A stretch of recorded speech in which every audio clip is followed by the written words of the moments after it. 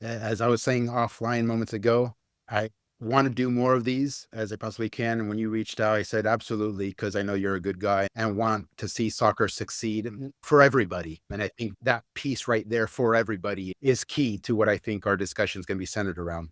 Yeah, yeah, absolutely. So again, thanks so much for coming on. We are like an hour past the quad. Well, U.S. Soccer didn't announce it; they just leaked it through Doug McIntyre that Gregg has been fired. So there's jubilation in USMNT Twitter and corners of the internet. I think though, Gary, you and I both see the problem with the federation and the U.S. men's national team is larger than Gregg. Would you say? What are your thoughts around all that? Sure. Uh, Greg is an employee. Somebody hired Greg, Yeah, and then somebody hired the person who hired Greg. So if we are unsatisfied with Greg himself, I think it's important to ask deeper questions as to why was he hired in the first place? Who did the hiring in the first place? Who did the rehiring, yeah. which was 10 times worse than the original hiring, I and completely agree. why? And Yeah. why? And then keep going up that chain of command, if you will. And I think that would do a lot of good for raising the level of the American soccer fan base because they'll get to see more of the machinery and what the incentives in the system are. And not to be derogatory in any way, but since I've been in the game for a very long time, Argentine American, my parents, my extended families are from all from Argentina. From being a little kid at the dinner table, you would hear these sorts of issues and discussions cropping up around the Argentine national team coach or the German national team coach, international football in general. That's been with me since I was a child. The scrutiny and the scrutinizing, and then the digging deeper. And I think the American fan base is on its way to having those discussions as well. And I think this is a good learning moment with Gregg Berhalter, and I hope it doesn't go to waste, Kirk. I Yeah. hope that with the announcement that Greg is now gone, that just doesn't paper over the deeper issues and pacifies the fan base. Although, if that's all that we get out of this, the silver lining should be, I think, that the fan base realizes that the federation slash MLS responds to public perception, Yeah. that the fan base does indeed have a voice and they can't just be bullied. Yeah, I had a this is something new that we've been doing on this show. Normally, we talk about LAFC, and we started having some conversations around the U.S. men's national team before Copa America. Like after the 5-1 Colombia loss, we came on, had a guest, and talked about it. And he and I were wondering what it would take for U.S. soccer to fire Greg. And I was like, I don't even think they would, even if we got like failed to get out of the group, which at the time seemed, even after that loss, seemed wild, right? That you wouldn't get out of the group. I had said, I don't think they will. I think they'll get out of the group, they'll lose in the quarters, and U.S. soccer will be like, it's good enough. It keeps the butts in seats, it keeps everybody pacified. Um, it's like a very conservative approach to running the whole program. So I agree. I think the amount of pressure that they faced is something new. I mean, even like Tim Howard is out there saying, "I'm going to go track down Jurgen Klopp and beg him to come coach." Right? I don't know that I've ever seen anything like that with U.S. soccer and U.S. fans. Have you, or do you feel like that's something new? I think it is something new because I think what the federation slash MLS, and we'll get into why I was going to say I think, but I know that USSF is just an MLS puppet, basically. I think what they've done a very good job at is making the fan base in general feel like they are absolutely powerless, Yeah, that their voices don't really matter. They've done a really good job at that. Um, so I'm hoping this is a turning point and that the fan base realizes that's not true anymore. yeah, And when they see other issues, that they will again have this level of intensity and passion to drive change because they are the key, Kirk. The fans are the yeah. key. And you've seen it, your rival franchise in the area is the LA Galaxy. Right. And, they've had many years of, I mean, less than mediocrity, I would say. And it took the fan base and the supporter groups to rise up to finally clean house and fire everybody who had been in charge of the franchise up Yep. until then. Klein out, Well, right? And I mean, pretty big notable protest from them, which is something you indeed, don't typically see in MLS. Yeah. indeed, indeed. So hopefully this education cycle is about that Yeah. the fans do have power. Yeah. So this is like the first battle of many, and the fans have won this one, right? The battle, the Gray Wars, if you want to call them that. Um, so you kind of alluded to it already, but I really want to get into like why MLS and USSF are so tied together, how we know that they are, and how that affects the game. I think for me, as somebody who like runs a youth club where I live, when people find out the level at which MLS and USSF hold back their kids, when people find that out locally and they can finally put those threads together, that's when people get pissed.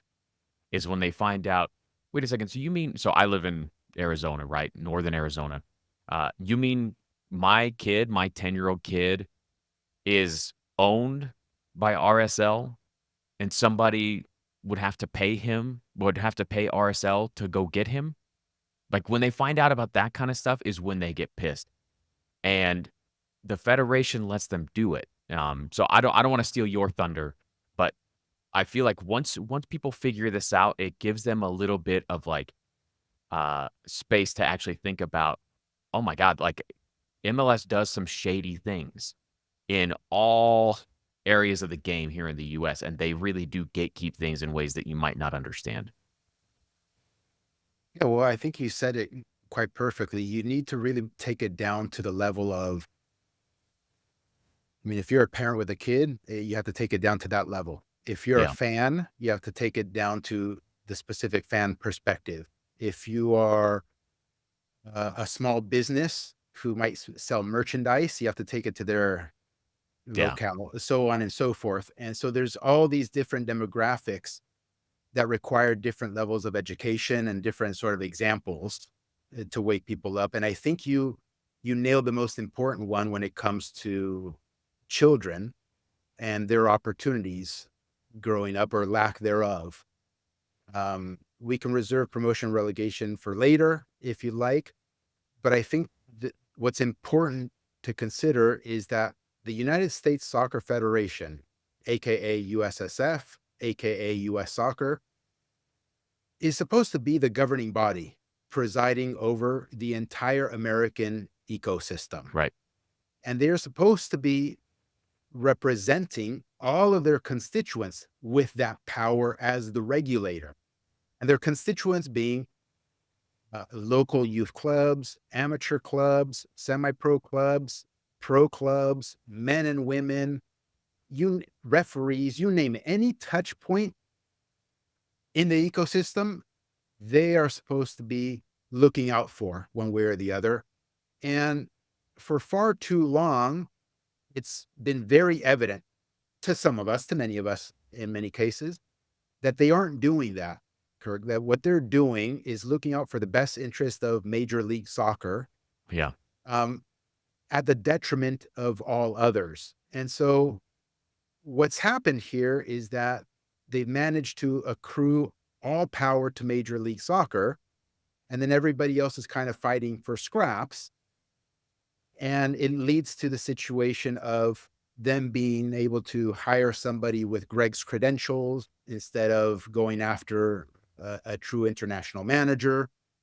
Um, because again, the people who work in the federation, whether it be Cindy Cohn or Batson or whoever's on the board or youth national team coaches, assistant coaches, scouts, you name it. If you have a position in US soccer, you don't want to cross MLS because since MLS is a monopoly, if you want to continue a career path, at an appreciably high level in the United States.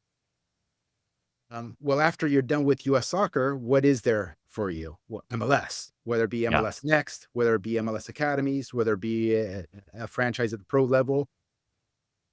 And so everybody is very careful and cautious. And so their incentives are aligned with doing MLS's bidding, Kirk. And that's where we're at.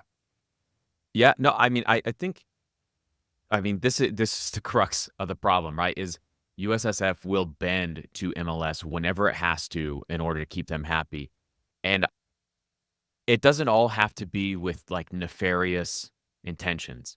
I think oftentimes everybody's just kinda like, "Look, we're trying to grow the game. MLS has been around for like, we've had a stable league for 26 years now. Like, can't you just be happy? You can't."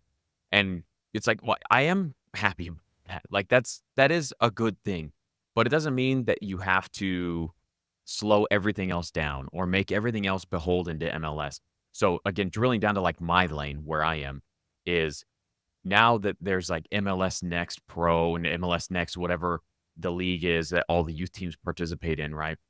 Um, when MLS comes in and chooses a club, not based on this going back to your promotion relegation and like an open pyramid thing, based on club size or whoever they know at that club. Oftentimes it's arbitrary. Most of the time it's just they have 10,000 kids in the club and it's like, boom, ominous dominus, you get an MLS next team. Um, that kills all the other youth clubs because any talent that they have now has to go to that club. And you say, well, they're providing an opportunity. They're providing a pathway to MLS. And then I say, yeah, but are they? So again, in my case, if I have a kid go from my team in Flagstaff to Phoenix Rising, who has an MLS Next team, is RSL really coming down from Salt Lake and scouting that player and giving him a shot at a Division One, like a first division spot, like with their actual team? No, they're not. That kid's not going to their first team. He's not. Um, and so it just it's like this artificial scarcity that MLS creates to drive the valuations of their franchises higher, and everybody else is just kind of stuck wondering, well, how do I get my kid there? What do I have to do to get my kid seen? And so we all just kind of build these Frankenstein clubs and leagues on the backside to try and keep up, but ultimately it's a bit futile, right? Like it doesn't really matter. And the incentives get misaligned. So that say that kid goes to an MLS Next club, Phoenix Rising in this case. I mean, once that club has status, league status, and they can't lose the league status Yep. via performance on the field or development or whatever good things you want to mention, then the incentive there isn't to align with excellence, Kirk. Right. Isn't Yep. aligned with doing the best possible job for the development of that player, the development of the institution, from the sporting perspective. And so they might have left you, they might have left another club. That's what they're going to at that Yeah. point. So it's all window dressing, it's all brand based, and it's all self fulfilling as well, because then that's the pool of players from whence they pick the youth national teams. That's the Yeah. pool of players from whence they make homegrown players. And then they market it as a success because, ooh, look, everybody came from Exactly. MLS. Exactly. Okay, well, obviously, When there's only one source, of course they do. Why yeah, wouldn't they? so it's so weird, it's so messed up. And to stay on linger on that point a little bit longer, US soccer had at least one piece of the puzzle right in 2007, which was starting the US Soccer Development Academy, which nationalized a competition. Yeah. Great. They still effed up by not instantiating promotion and relegation in and out of the United States Right. Soccer Development Academy. But table that for the moment. When COVID came around, there's this expression of never let a good crisis go Go to unwasted, waste. something like Yeah. that, go to Yeah. waste. Well, guess what? US soccer, I'm sure at the behest of MLS, decided to shut that down and give it all to MLS. They gave away the whole thing, Kirk, to Yeah. MLS. Yeah. What it like, it doesn't get more naked than this. Right. Right. Well, and then I wanna put a fine point on that point specifically because Phoenix Rising, who is a USL team, right? As soon as USSF says, "MLS, you're now" excuse the pun, "you're now the dons of youth soccer as well, the highest level of youth soccer that we're gonna have in the country." What does Phoenix Rising do? They start an MLS team, right, to compete in MLS Next. And so they're just giving it away. They're abdicating their responsibility and just saying, "Here, MLS, you guys deal with it. We don't wanna do it anymore," whatever. Um, and I guess the steel man there as well. MLS is gonna make it grow, right? But still, what you're doing is you're giving away more and more pieces of the sport to a single entity that is already a monopoly at the Division 1 level and is becoming more of a monopoly across the country and even into Canada, right?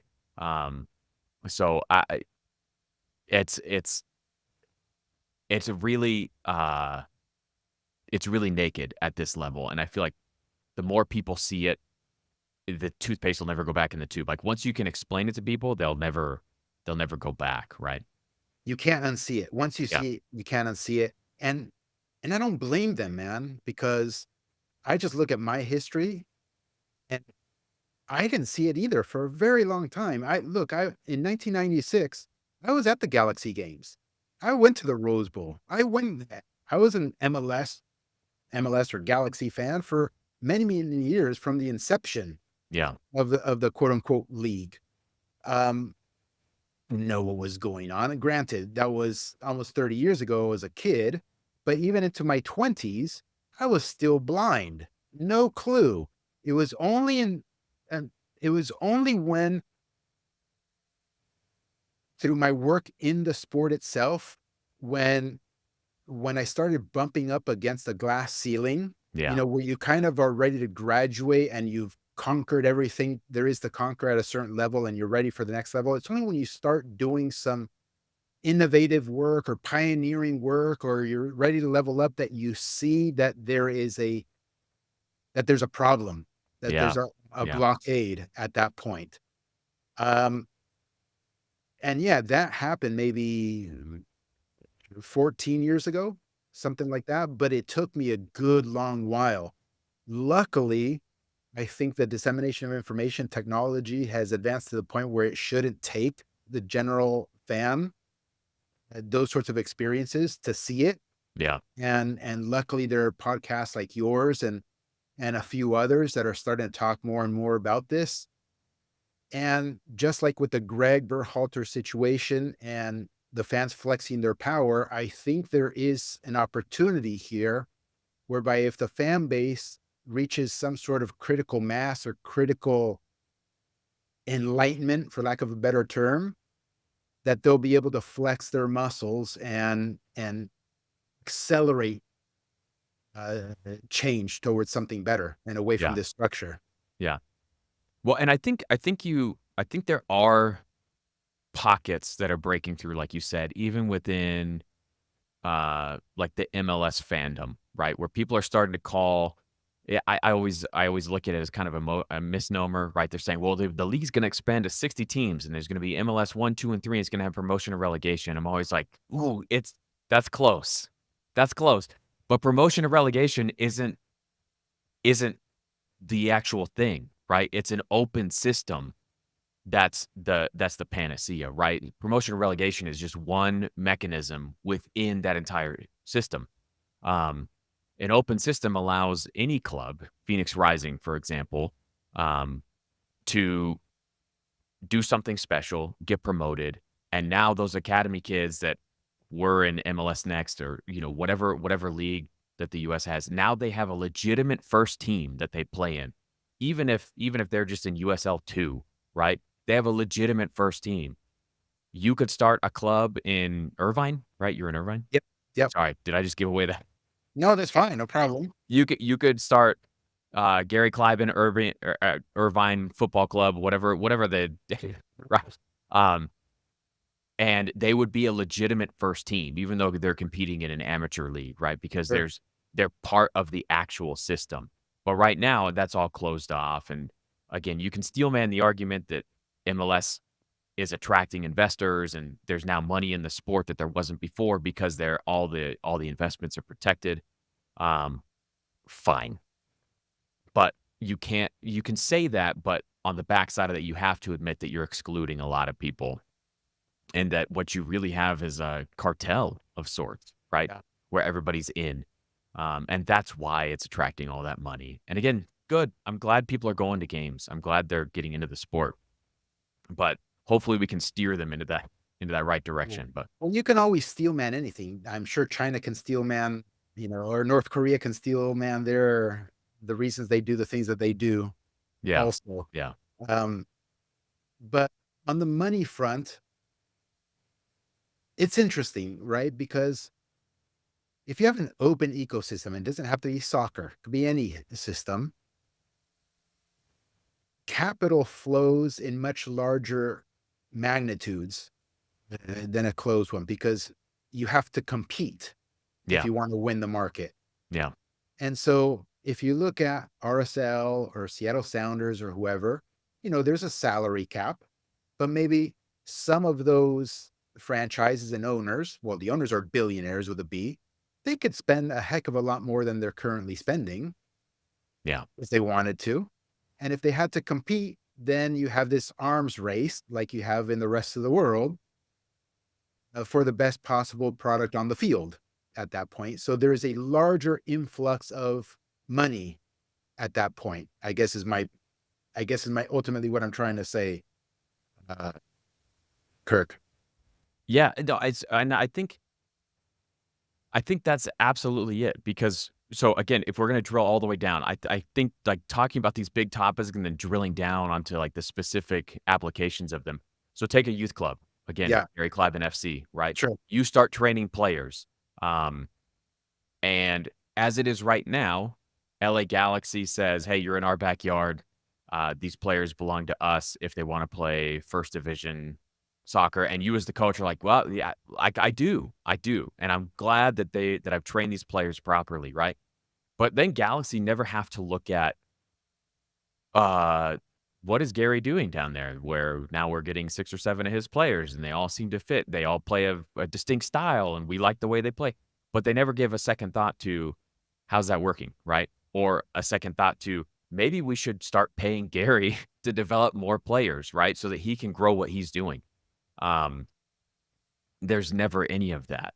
So what you get are all these kind of hidden pockets all around the country, I think, where it's like players pop up, they're good, but the people that are training them, the systems that the coaches that are training them aren't ever being recognized and elevated, right? It's all just kind of kept there again because we have this like exclusionary system and the money never flows past that MLS next team at Phoenix Rising or wherever, right? Um, because those players just gravitate there because they have to. So So so imagine what happens to those particular coaches or those particular DOCs or clubs, youth clubs that aren't getting recognition or elevated. Imagine what happens to their psyche and their incentive uh, mental model right. when those things happen. Eventually, they get jaded and they just throw their arms in the air and say, "Well, fuck it. Why am I doing this?" Yeah. And then it turns into a situation where it's like, "Well, you know what? I'm just gonna show up, lay out some cones, pay me my money, and that'll be the end of it." And ultimately, the ones that suffer are the kids and the Yeah. families who are paying good money for these experiences or for this training, because yeah, they're going to end up getting mediocre, less than mediocre efforts Yeah. from those that they're entrusting. But it's not, again, it's in my opinion, it's not the fault of the youth clubs or those their DOCs or their coaches that we have a situation like that. It comes from the very top. Yeah. Yeah. And I love that point about people becoming disillusioned and either giving up or I mean, in other cases where they're lucky enough, they'll just join up, right? Well, Can't beat them, join them. I gotta feed my family. I gotta keep doing this, so I'm just gonna go where the money is, and and then, like you said earlier, right? MLS is like, "Look at this. We got a successful thing, right? We we got this. We built this. We did that, right?" So they just take credit where it's Don Garber tweeting yesterday. They're like, "Lionel Messi's an MLS player, and he's playing in the semifinal of the Copa America." It's like, bro, Right. put down the phone, right? Or 14 Canadians or MLS players or former MLS players. Well, yeah, obviously you guys have monopolized everything, of course. Yeah, yeah, And see what's interesting, Kirk, here is again, I'm going back to like Argentina, my roots, my experiences there or overseas, Spain, Holland, you name it, Holland, Portugal. You're allowed as a journalist or as an individual or as a coach or anybody in the ecosystem has skin in the game, you're allowed to criticize hard over there yeah, because it's not monopolized. So if you yeah, go hard at Real Madrid and criticize the shit, I don't know if I can cuss on here, but criticize the crap out of Florentino Perez or Ancelotti or whatever, mad crap on them, you won't be excommunicated from the entire ecosystem. yeah, You because they don't own it. you can just go and work Yeah, for Barcelona or right, Espanyol or Betis or whatever, like, there's no problem right. whatsoever. But here, if you dare say anything that hit the underlying structure of it all, the system, then you're blackballed, and they can blackball you, and basically your livelihood is there's the sort of Damocles hanging over you Yeah. in What's the there's perpetuity here. I feel like there's a maxim about that, right? Like, if you wanna know who really controls you, ask yourself who you can't criticize, something along those lines. I don't remember, I'm butchering it, but I agree, like, if they are if they are the sole gatekeepers and you go after them, they can cut you off, right? And I think you see this with coaches, I think you see it with players, I think you see it with even the media, right? You kinda talked about some of the independent creators. So, for me, like, this isn't my day job. Coaching soccer isn't I run this club for free for my kids and their friends, um, so you can't hurt me, right? Yeah. Yeah. But, like, not everybody's in that spot. Not everybody has that ability, um, and so people that are dependent on the money flowing down to them, once they bump up against that glass ceiling that you reference, they have to then make a choice, right? Am I gonna just stop and find something else, or am I gonna join up and play the game, right? And so I think you see so many people in American soccer that are so well intentioned that they want to grow the game locally, but they just can't. They're out of options, right? And so they kind of get stuck in this middle land where it's like, well, I'll have to keep paying the bills, or I'm just gonna stop. Um, and that kinda sucks. That takes all the energy out of the sport, and it makes it so sterile. Yeah, and it doesn't you actually don't have to be making money to end up complying. You may just very well wanna be part of the group or have it get attention Yeah, yeah, yeah, or maybe one day you wanna have the option of maybe working in soccer or being a right. media guy or a journalist. So you don't have to be getting any money at the moment and still choose the route of compliance, and I Yeah, think a lot of folks do that. Uh, the other thing I wanna mention, which ties into Gregg Berhalter here is and ties in nicely with what you just said is, in large part, I think that remarkable people with a lot of capability can't tolerate putting up with the bullshit. So they can't actually their souls won't actually allow them to choose option B, which is compliance and yeah, bowing down and being the yes man, because then you can't actually do your art. You can't do your work if you choose yeah, that path.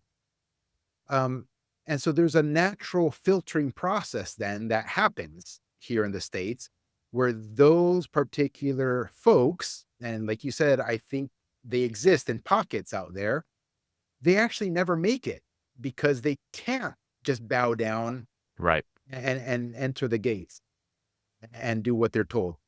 And so I have it from very good sources from years ago, Kirk, that the reason that Marcelo Bielsa was not hired as the men's national team coach, this was before Jurgen was hired, okay, Okay, yeah. Well, is this is, like, after Bob Bradley. yes, Okay. is because he would not agree to US Soccer's terms, Yeah, which are, he's notorious for this. Everybody knows this internationally. He has his crew that work with him, and he also wants total control and absolute power. And if you don't give that to him, he's out. yeah, And there have been instances at clubs where he has lasted 3 weeks or 5 weeks or something because once he got into the job, the club reneged on its promises that he would be in control and and they try to push players on him to sign or to get yeah, rid of or whatever. He's like, you know what? Fuck it. I'm out. yeah, I'm gone. And so that is really the true story.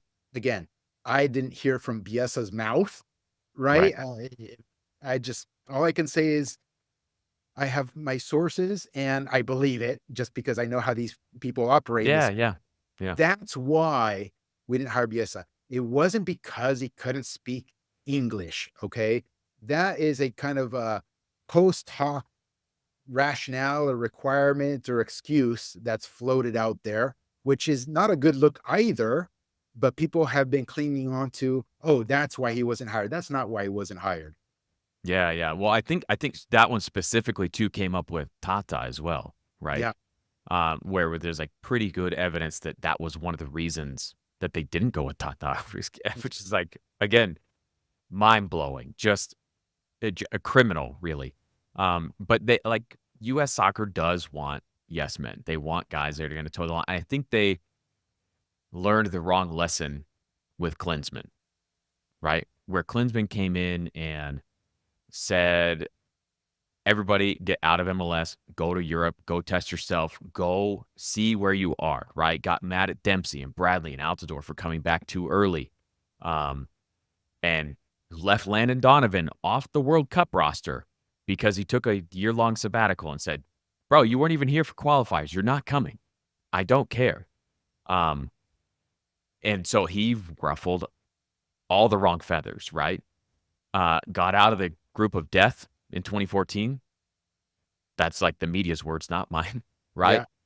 yeah, Lost kind of a squeaker to Belgium, went to the semifinal, did exactly what Jesse Marsch just did, and Jesse Marsch has received a ton of credit from US pundits, like, "Oh my god, we should have hired Jesse." Like, you yeah. had somebody the last cycle that did the same thing.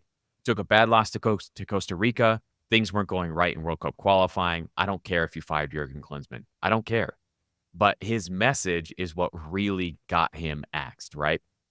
If Greg had been delivering that same kind of message and had the World Cup performance that he did, he would have been gone the Gone, day after the Netherlands game.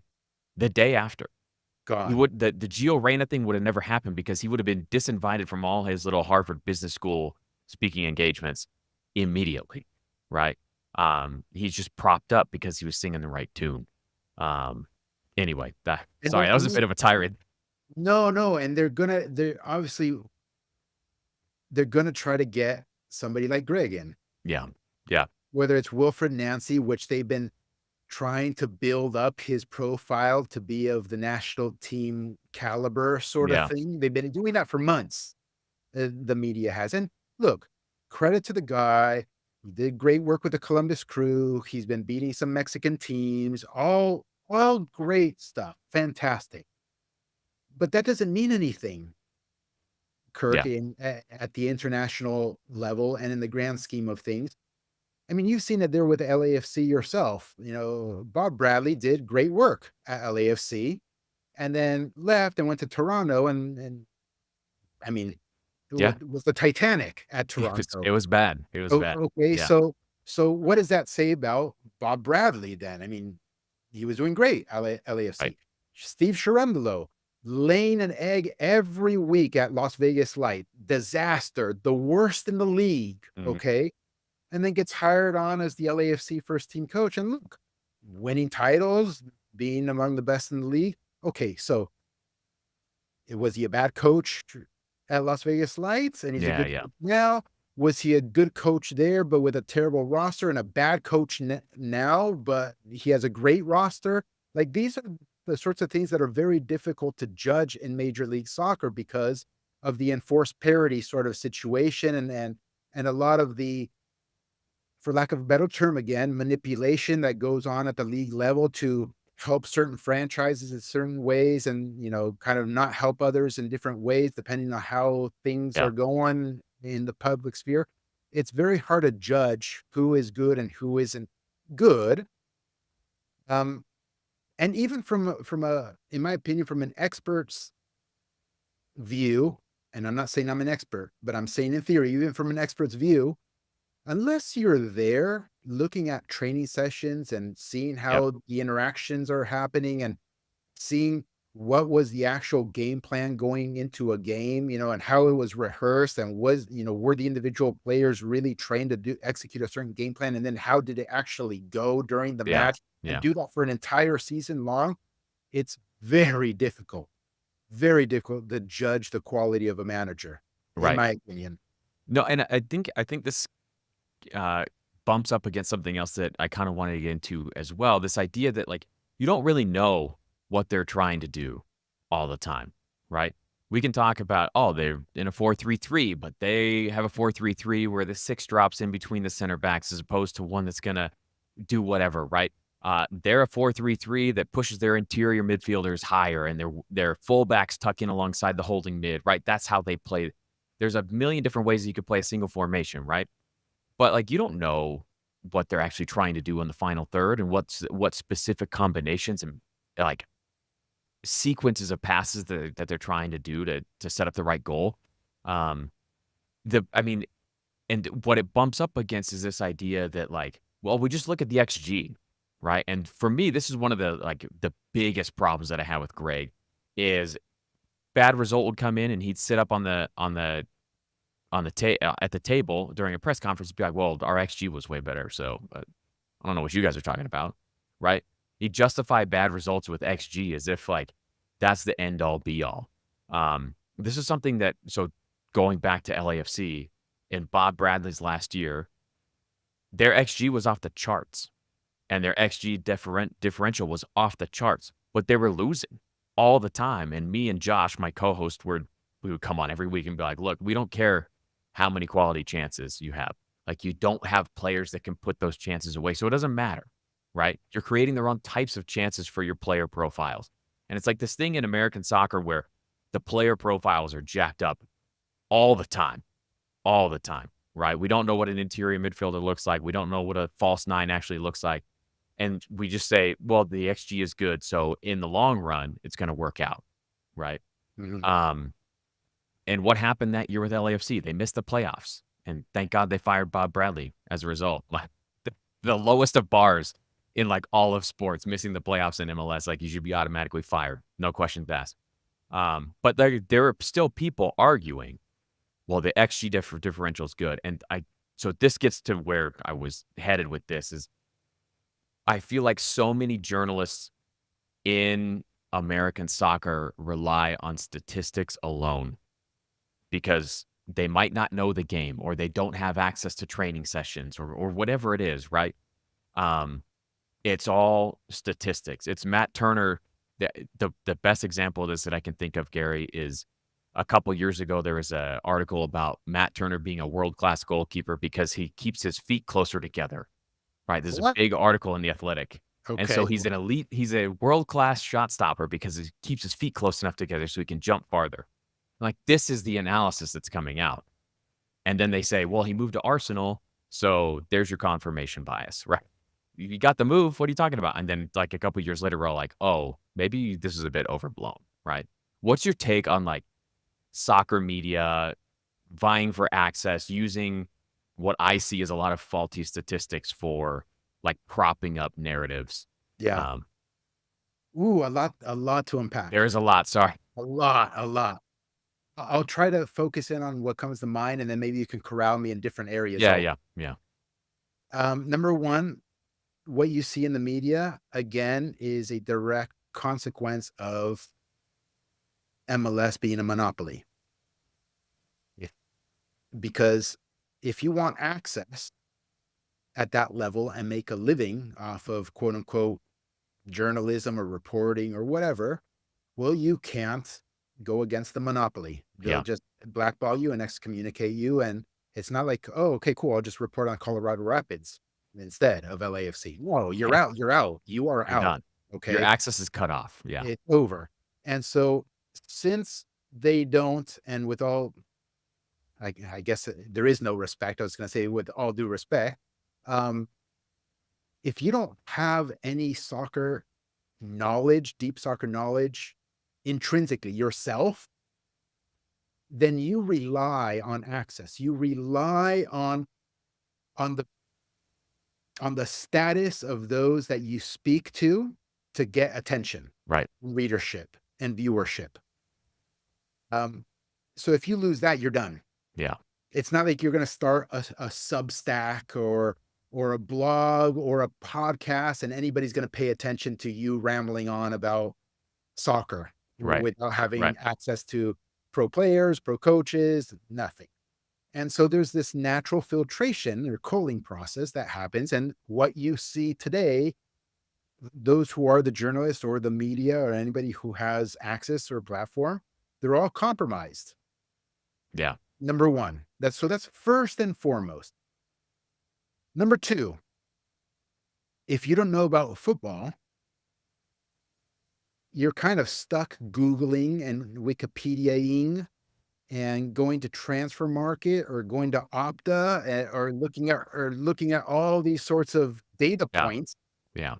to tell a story with, because you can't protect yourself in any other way. You have to be able to say, well, look, my story is valid or has some sort of credence because look at the XG Right. or look at the XA. Right. It correlates with what I'm trying to tell you. And if for some reason those statistics or numbers don't correlate with the story that they have been telling for a very long time, then they just don't tell the story. Yeah.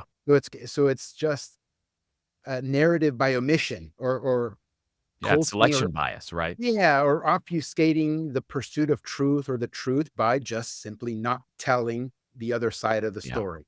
Yeah. So I don't know. Those are the two things that directly come to mind there about the media. Yeah. I think that's where I see a lot of the frustration too, is as fans start to realize, or like specifically with this version of the USMNT, right? Uh, we'll ignore Gregg's first World Cup term, and like you said, rehiring was 10 times worse because you already knew what you were getting. You knew you were getting a leadership disaster. You knew you were getting very average management, right? Um, and you just did it anyway, right? You had the perfect out, and you just look at this, like that's where I think most of the frustration comes is when he was rehired. You have who me and Josh refer to as state media, right? The MLS programming.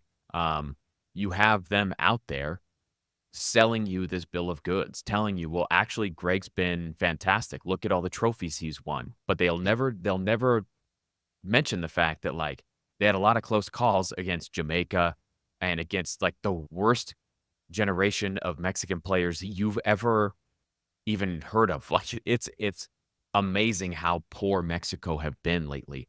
Um, And they qualified below Mexico in World Cup qualifying. they qualified on goal differential. Right. Um, but I mean they could have easily been left out of the World Cup again. And Gregg was rehired, and it's like, no, no, no, no. Look at all these trophies. Don't you guys like beating Mexico? What's your problem? Shut up, fans. You guys are so toxic, right? And everybody's standing there looking at each other like, are they not watching the same thing we are? We see it. We see the players not able to connect passes, not able to score goals, especially away. We see the fact that like anytime they play away from the US, they are abysmal, right? We see them give up a late penalty to Wales. Um, we see them struggle against Iran even, right? We see a 0-0 draw against England and like, okay, right, he played a 4-4-2 mid-block. Southgate wasn't expecting that. Fair result. And then we see them pimp that out as if it's like the second coming of Bielsa, right? Like but ultimately it's just like a meh result. Um, so I think that's where the frustration really comes from, is, like, fans are being told, "Shut up and just watch and spend money," and what you're seeing is actually good. It's like it's almost Orwellian, right? You're They being con they told not to they see what you're. condescend. Yeah, they condescend to the Yeah, fan. yeah, absolutely, absolutely. Even as recent as the friendly against Brazil, when they got obliterated by Colombia, Yeah, okay? And then obviously there was an outcry by the fan base, like, "Get rid of this guy, what's going on?" Then they get a quote unquote result against Brazil 1-1. The media immediately switched back to the narrative like, "Oh, big turnaround, massive. yeah, This yeah, shows the maturity of the team. Greg, straightened them up." Like, that wasn't that long ago. yeah. What was that, a month ago? I don't even know. Yeah, yeah, and I don't know. It is frustrating, and it is frustrating to watch them create narratives in real time and try and all stick to it, right? Um, The fans should learn, hopefully, this cycle that not only do they have power over the federation and MLS, they have power over the media as well. Because I think two things happened after the Uruguay loss. The media finally realized it's unsustainable. yeah, They can't keep lying, yep, straight, bold-faced lying to the public. The public isn't going to buy it anymore. yeah. So let's put some names out there, not to Sure. call anybody out, but, um, Alexi Lalas, everybody knows him and pretty much feels the same way, right? I see him as the Ric Flair of US soccer commentary. He's doing a bit all the time, like he Mhm. wants to be the heel. Even Alexi, who is like the most bald eagle thumping guy in the media, in 2021 was saying if I think it was before a match against Canada in World Cup qualifying, like, "This is it. This is the last stand." And it was a squeaker of a result, and then he shut up for a long time. And then as soon as Greg lost against Panama, he's back in. Right now that it's safe, now that it's safe to criticize again, I'm gonna come out and I'm gonna go full force. But, like, that's years of fan engagement and, like, gaslighting to the fans of, like, "No, no, no, you guys are toxic, you guys suck. Just shut up. Shut up and just enjoy it," right? And then as soon as that mask is finally ripped off, then it's like, "Okay, well, now I'll go after it," right? And he's the first one through the door and has the most scathing commentary. And I see that as so dishonest because I know he saw it for the past 3 years because he's You can't be commenting that on all the games. you can't be that he's not dumb. Yeah, He's not dumb. right. None of them are. Or when he was trying to make an argument back in the day about, "Well, how do you really know if Greg's not as good as, if not better than Guardiola?" You Right, know? so He was yeah, actually saying yeah, these sorts of things, and, right. you know, this is why they go after the MLS, right? Why MLS's target demographic in general, I know there are exceptions, in general, is the new soccer fan, the first generation soccer fan, the soccer fan that doesn't necessarily have a long history or culture with the sport.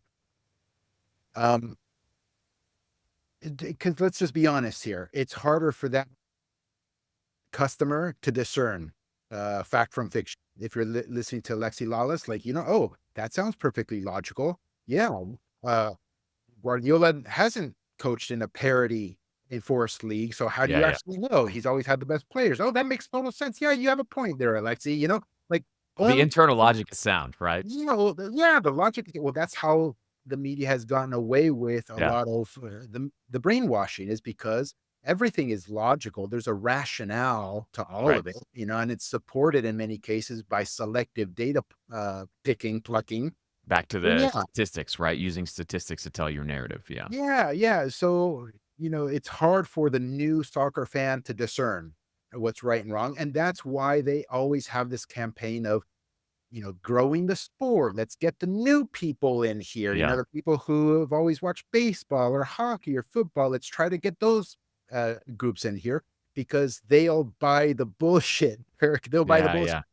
yeah. And I'll say the following before I shut up, that Alexi, I don't so much blame, because he's not positioning himself as a journalist. Yeah, You yeah. know?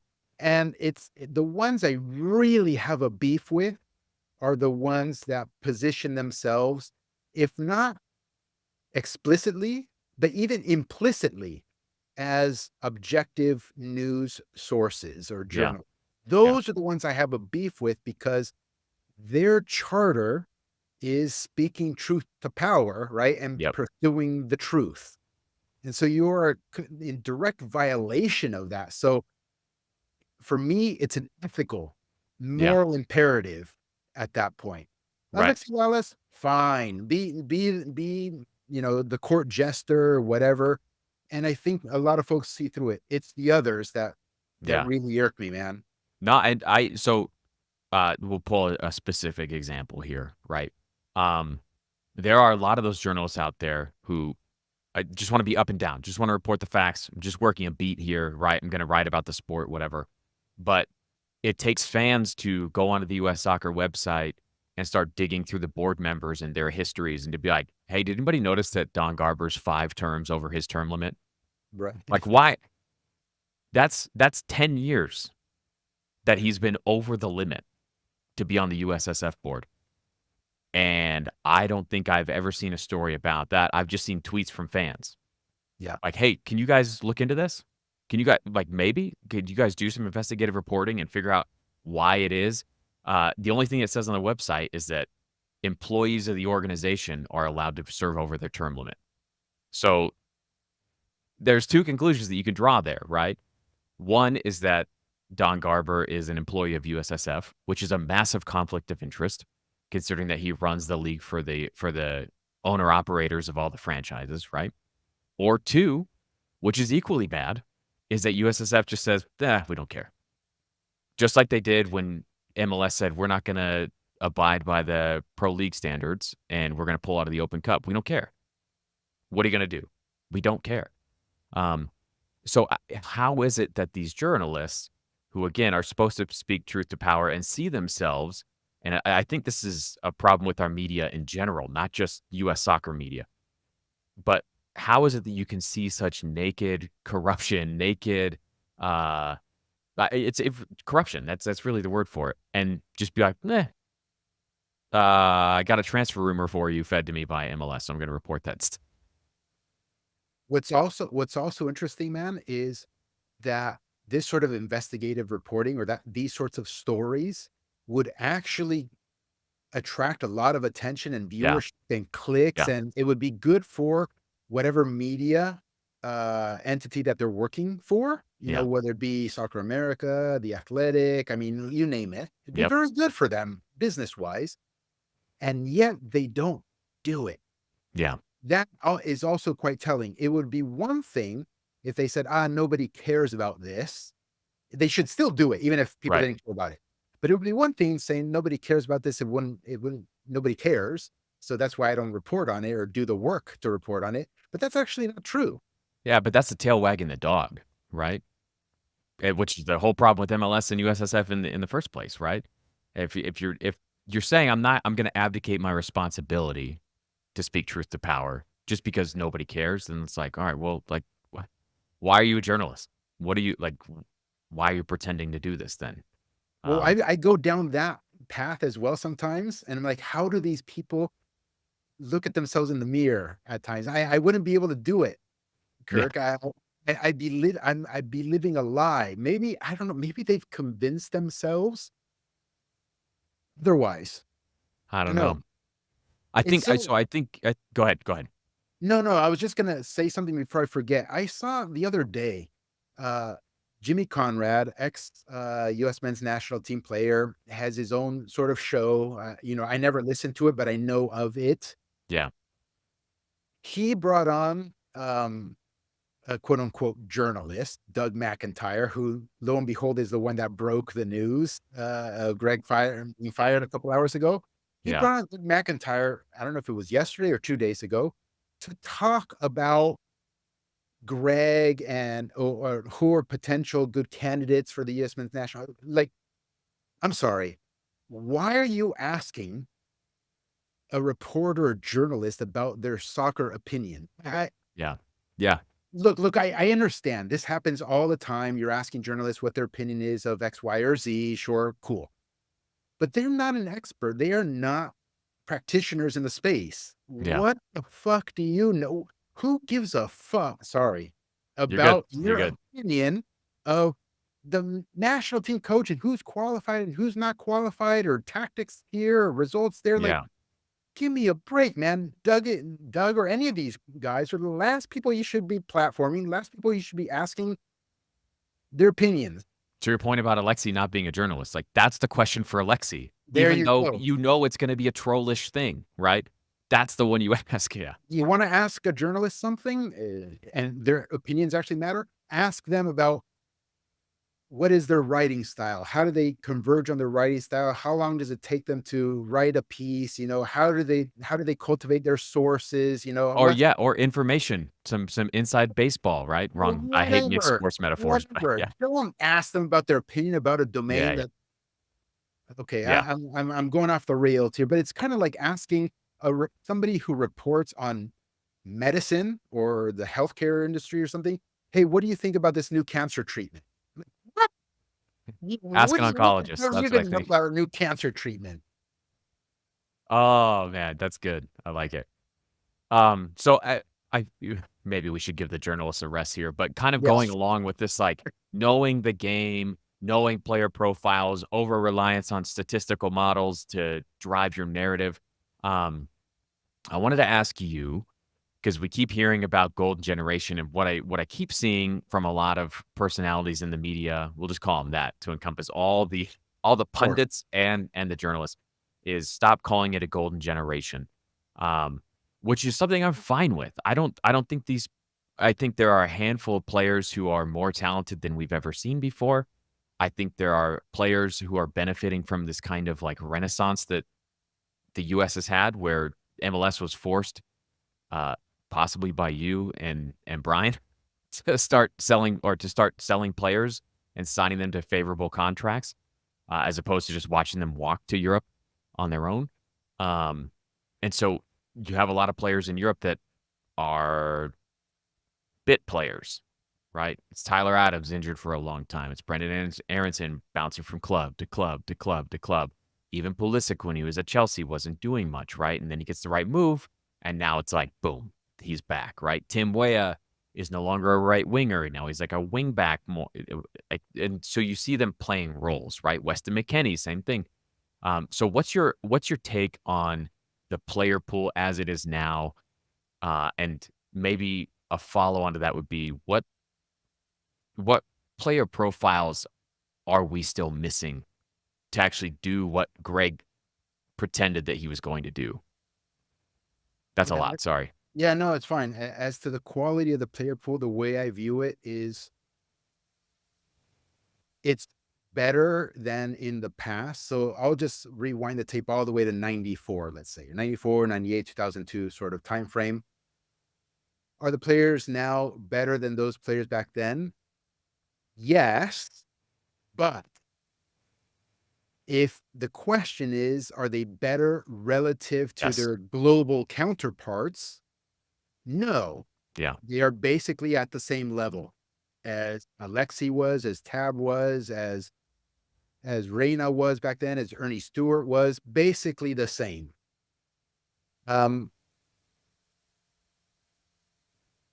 Something else that comes to mind is, again, I'll bring up my heritage and folks with similar experiences to me, whether it be Italian Americans or Croatians or Brazilians or whatever. For 20, 30 years or more, we've all seen and experienced and gone through so many cycles of Argentine players going to Europe and having ups and downs and being on different caliber teams, all, and dozens and hundreds of players we've seen. Yeah. Okay. As have the Portuguese, as have this everybody. And the US finally had this one injection of quantity of players going to Europe. And the broader fan base here is having their first ever experience with that. Yeah. Yeah. And so they think it's something remarkable. So when Pulisic goes to Chelsea or, gets played early as a teenager at Borussia Dortmund, or then gets sold to Milan and is having a very good moment in Milan, or McKennie or Tyler Adams, you name it. They think it's something so special, Yeah. right? That natural for them to drift immediately and say golden generation. But for so many of us who have lived this for so long with Argentinians, Brazilians, Venezuelans, Colombians, you name it, Chileans, Yeah. Yeah. for us, we look at what these American players are doing overseas and we're like, mediocre. Right. Look, like, Right. like even Right. like even Christian, and don't get me wrong, I think Christian is a phenomenal player. I tweeted in whatever it was, 2015 or 16. It's on record that this is a special one. I think he was 16 years old. I Yeah. don't even know if he had debuted on Dortmund yet. Okay. So I think extremely highly of him. But in the context that I just laid out, it's kind of like, "Mm, okay, it's all Yeah. right. Not Yeah. bad, He's kid.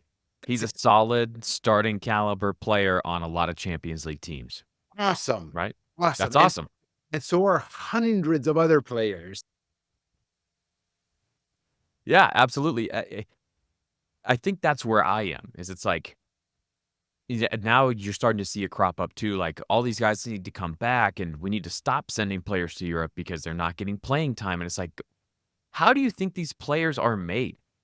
How do you think that all these guys that you watch in Champions League, how do you think it is that they get to this point? It's the constant grind and the constant pressure that they're under, not only like in their club situation just to get minutes at their position, but also the entire team to fight off relegation, to push for promotion, right? Um, I just it kind of boggles my mind that it's like, well, that didn't really work out the way we wanted it to, so we're just going to give up. And now Weston McKennie should come play for Cincinnati, right? It's like, no, that kid needs to stay over there. It didn't go well for him in Leeds. He had to fight for a spot back at Juve. He had an okay season after that, and now he should continue to fight for it rather than take some payout. And to again, to be fair, in like the general conversation about American soccer, where it's like it's easy to take that money and just be like, you know what? I'll take 10,000,000 to come back. I'd have a hard time saying no to that, Gary.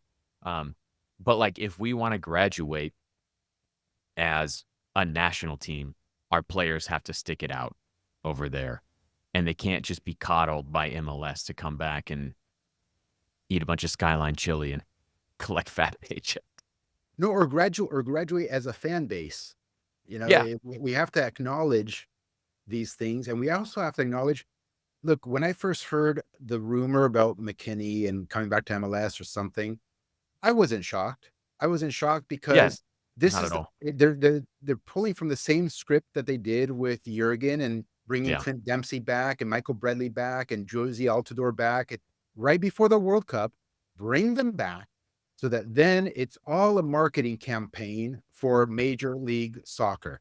Landon Donovan was saying Pulisic should come back. Yes, Like, what? there is That intent. Landon has gotta shut his mouth, man. I am Well, there's intent. It shows that yeah, there's intent there is. behind it. Yeah, It's naked to many of us because we know the incentives yeah, behind the machine.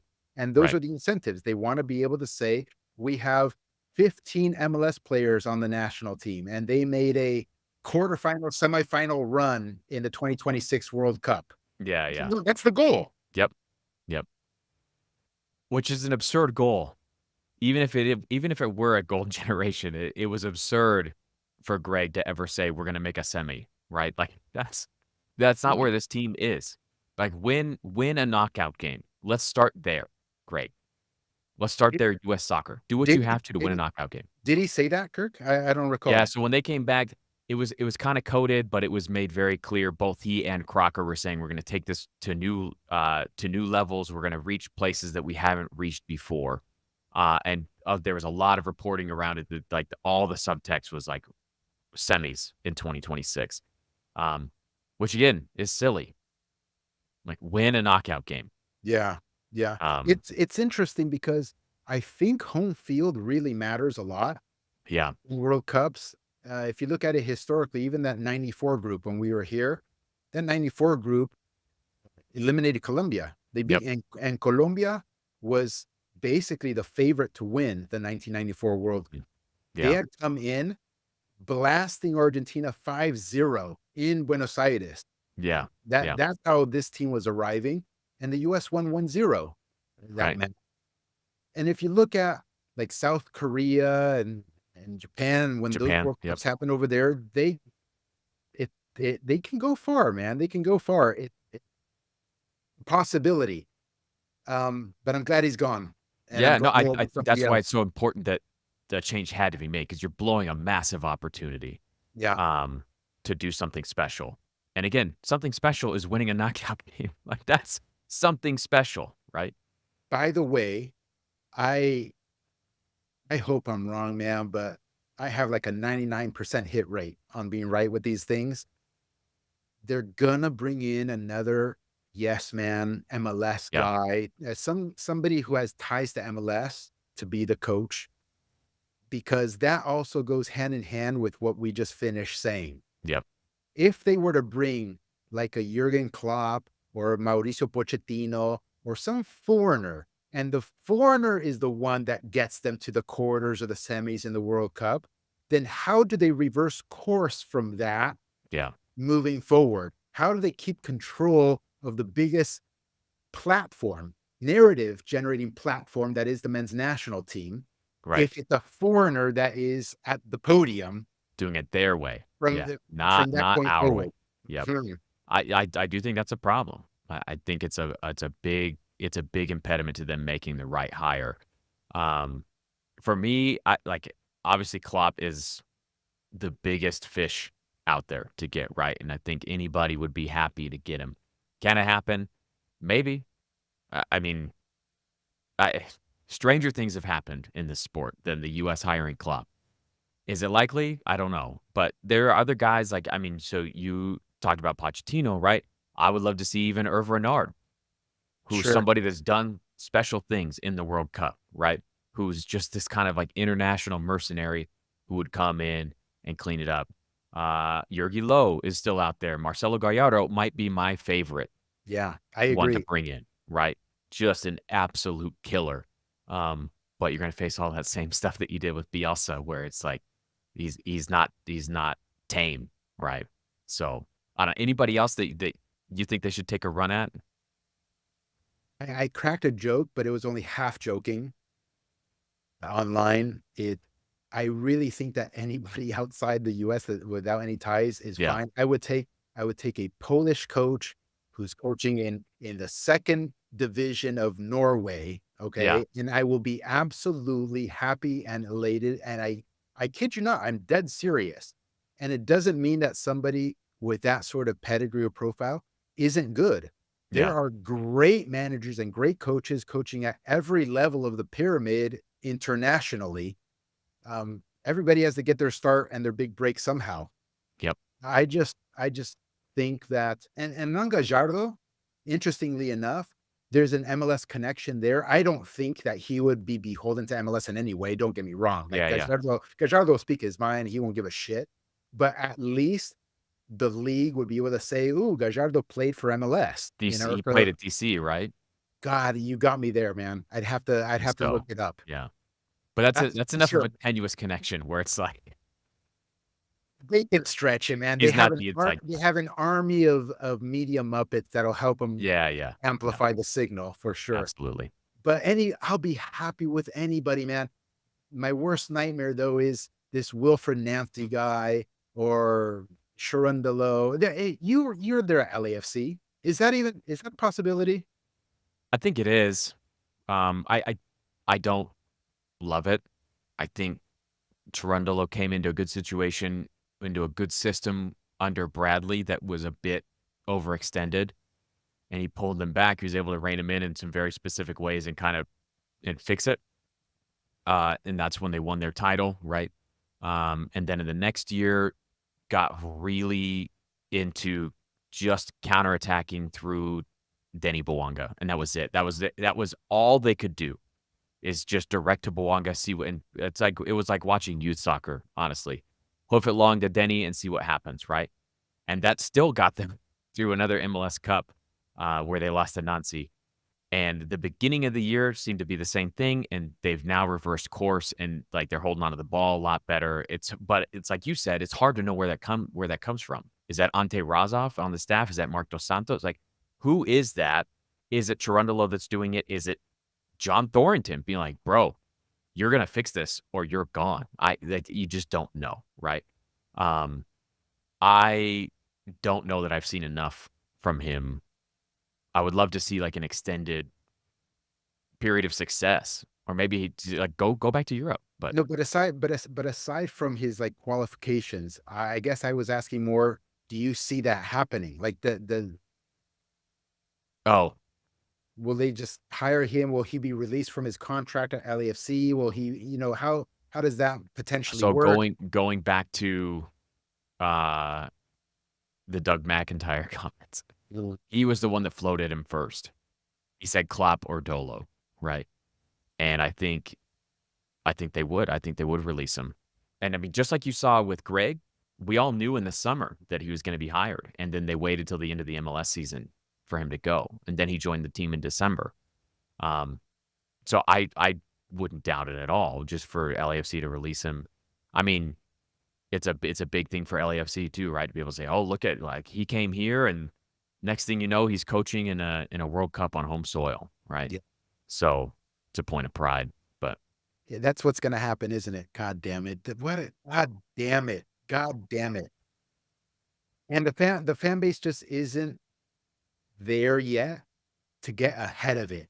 yeah, To get ahead of it, because if the fan base got ahead of it now, right now, like, we don't want this guy or this guy or this guy, the federation slash MLS will bend the knee and they will not get him. They will yeah. not get those guys. But the fan base doesn't see it. They don't think 2 steps ahead. They don't see the chessboard yet. Yeah, yeah, and I don't know, maybe he'd be brilliant, but I haven't seen it yet, so it's hard for me to risk the '26 World Cup on it. Question for you, because I imagine that you've heard press conferences with him, post-match interviews or whatever since you cover the Yeah, team, I don't track it, to be honest. Does he have the character to say, inconvenient truths, with the national team platform? he does. There are times where it comes off like excuse making, but everybody does that, right? Um, but he has, especially when it comes to, like, CONCACAF Champions League, he would go directly after the league for, like, "We are unable to compete." Like, "I'm sorry, we don't have the personnel for it. There's too many fixtures, like, there's too many fixtures for us to be running out these lineups all the time." Like, I think last year they played close to 60 matches with this shoestring roster, right? And so he's been pretty outspoken about that. Um, to me, that's encouraging. The fact that he would go after not just the franchise, but the league itself, right? The hand that actually feeds him and signs his checks. Um, like, he would go after them as well. And, like, hey, this system needs to be improved if you want us to do the things you want us to do. So So possible. there is there is a glimmer of hope there. Yeah, yeah, Okay, because that's really all I care about, is that somebody has the biggest narrative generating podium in American soccer yeah, and uses it to go after what I think is the most important, which is with topics that open more opportunities for everybody in the game. yeah, That's my hope. And if it is Trundle, obviously I'm going to be very unhappy because of his connection with MLS, but I'm going to try to cling on to a tiny shred of hope that, with his history in Germany, that yeah, he, yeah, even if MLS were to blackball him, he feels confident enough and comfortable enough and open to the idea of leaving the United States and getting a job yeah. elsewhere. Because that's Right, what it really comes down to, is how dependent are you in on your livelihood here right. in the US?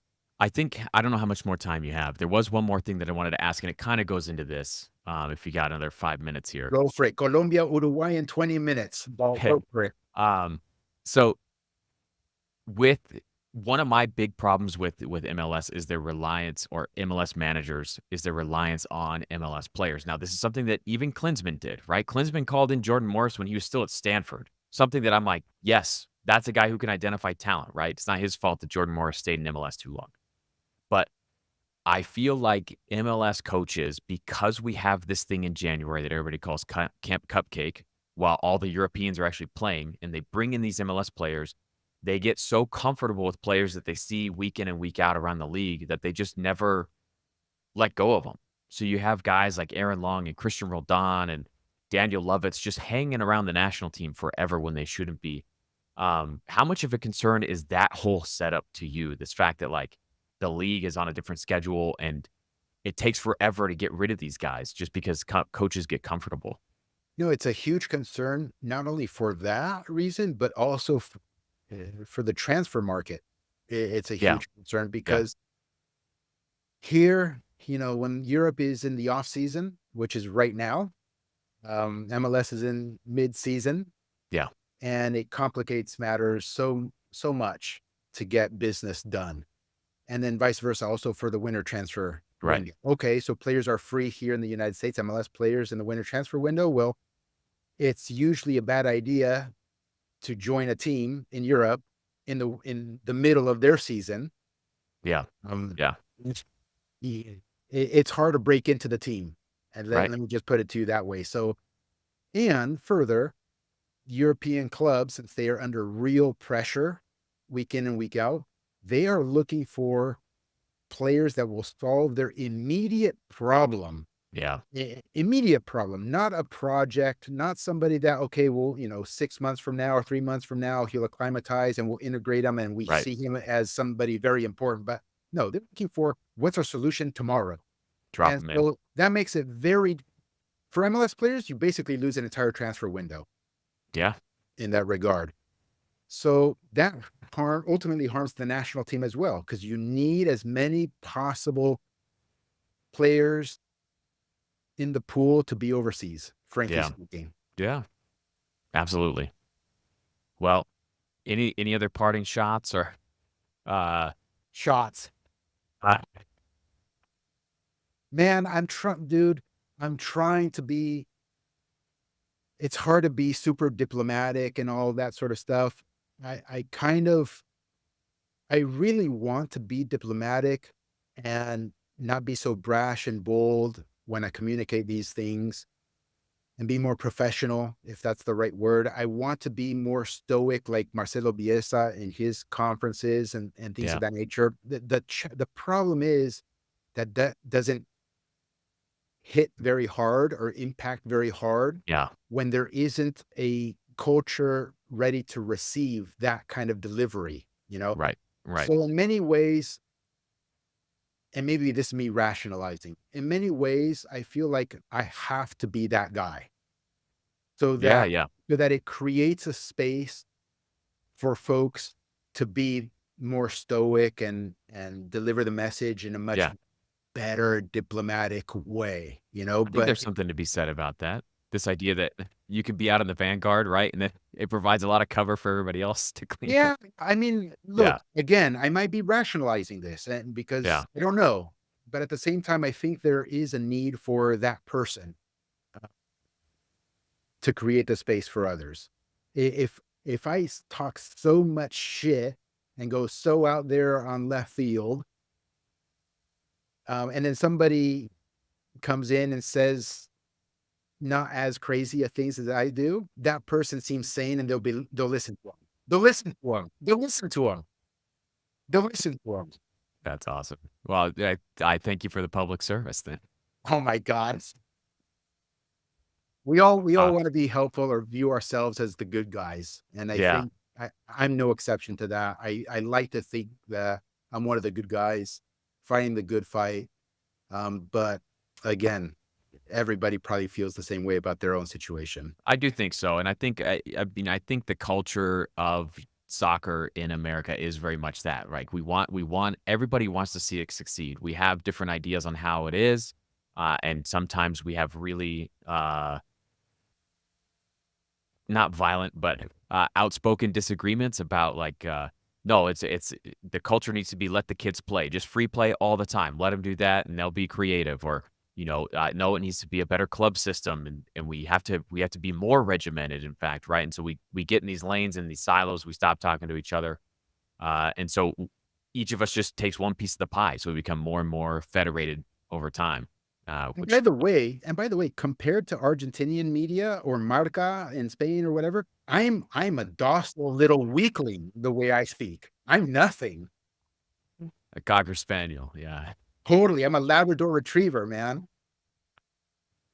All right. Well, Gary, thank you so much for coming on. This was an awesome conversation, and I hope all the listeners enjoy it, and that maybe in the future we'll have some more conversations around these topics as well. But thank you so much for coming on. If you are a soccer coach, I can't recommend the 343 coaching program enough.